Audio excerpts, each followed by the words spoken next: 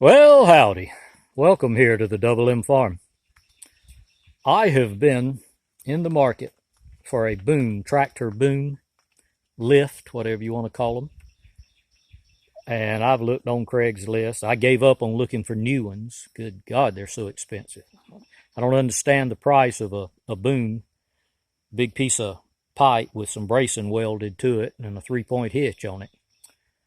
So the other day I needed to lift something, and a friend of mine told me I could borrow his boom, and I got to scrambling around in my junk pile back here in the back corner of the farm, and I came up with something. As you can see, I got all kind of crap back here.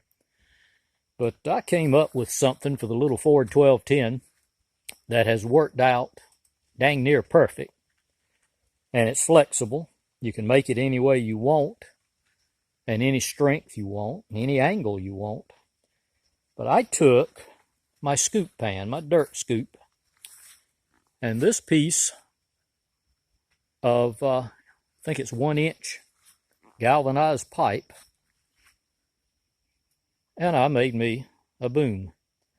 And it was very simple. Drilled a hole in the pipe, got a pin and pinned it right here. As you can see, I've got the scoop pan reversed, and this is the reversible type of scoop pan. Has a 3-point hitch on both ends, so it has a place for your top link on both ends, and that's what this is, the place for the top link. And that's where I put the pin, and that end is just free and loose down there, but it won't go anywhere because of the angle. It's right up against the bottom of the dirt scoop pan. And length really isn't important. I believe this is a 6.5 or 7-foot piece of pipe that I just happen to have laying around.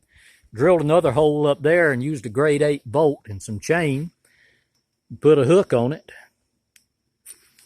and I have a boom. Just that simple and easy. Cheap. Cost me absolutely nothing because everything there I had laying around on the farm. And I've lifted I don't know how many different things with it. And if you think it's too weak, well, use a heavier piece of pipe. If you don't like the angle, well, use 2 pieces of pipe and your welder, and you can put braces on it. You can do anything you want with it. The main thing is having something to mount it to, and there you go. That's what you mount it to. And it works great. I just recently pulled some new fence through the woods on the farm, and I hung a full roll of farm field fence like that.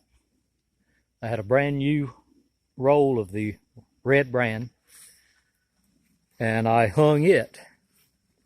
I ran a chain through the center of it and had a disc harrow blade at the bottom that the roll was sitting on, and put the chain through the center hole in the disc blade and put a pin on it so it wouldn't come out.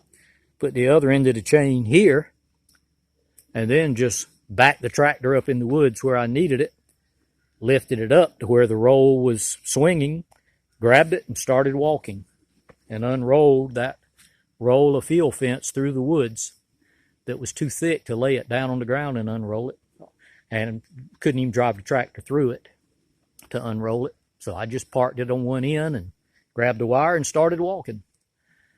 Let's see what else. I picked up that old lawnmower right there with it and moved it. I'm going to use it to pick it up again and put it on the trailer to haul it off. Lord, I've picked up some logs with it. Gosh, I can't even remember all the different things I've picked up with it. And again, I'm not sure a weight rating. I weigh 175 pounds, and it'll pick me up. I don't know what those rolls of wire weigh, but it picked them up with no problem. So, is it as strong as a factory-made boom pole? Probably not. But you could make it as strong. Use a heavier piece of pipe. Use bigger chain, bigger bolts. Like I say, weld you some bracing on one if you want to, but make it however you want to make it, at whatever angle you want to make it. This particular angle worked great for me, just being straight. Would probably be even more useful in more situations if it had a curve to it like a factory boom, but that would be very easy to do with more pieces of pipe. You could bring a piece off this way and then put a piece across this way for bracing, and put the chain on this piece sticking out this way. So there's all different ways you could do it to make it work to fit your needs. But I thought it was a pretty neat idea. At least I like it, and it works great. And the cheapest used boom pole I've found around my area here was $250 for a used one. So I saved myself $250 and got a lot of work done. So there you go. Just a quick, easy, cheap, homesteading way of making a boom pole, lift, tractor lift, whatever you want to call it, without spending a lot of money. So I appreciate you joining me here on the Double M Farm, and talk to you again real soon.